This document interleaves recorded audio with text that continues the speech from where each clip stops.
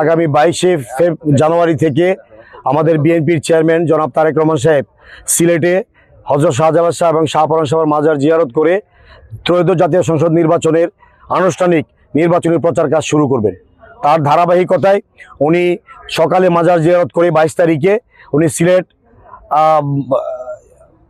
আলিয়া মাদ্রাসা মাঠে সেখানে জনসভা করবেন এবং সিলেট এবং সুনামগঞ্জের প্রার্থীদেরকে সেখানে পরিচয় করে দিবেন।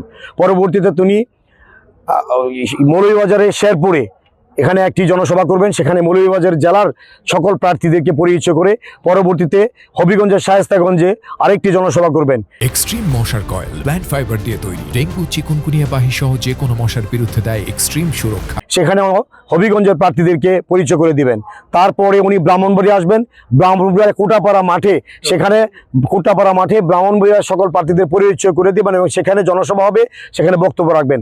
তারপর উনি ভৈরব আসবেন, কিশোরগঞ্জ জেলার আমাদের জাতীয়তাবাদী দলের যে 6 জন প্রার্থী আছে তাদেরকে উনি এই জনসভায় পরিচয় করে দিবেন। এখানে দেশ এবং জাতির জন্য, কিশোরগঞ্জবাসীর জন্য গুরুত্বপূর্ণ বক্তব্য রাখবেন। আমরা আজকে এখানে জাতীয়তাবাদী দল ভৈরব উপজেলা পৌর শাখা এবং সকল অঙ্গ সহযোগী সংগঠনের সম্মানিত নেতৃবৃন্দকে নিয়ে আমরা মাঠ প্রদর্শন করছি।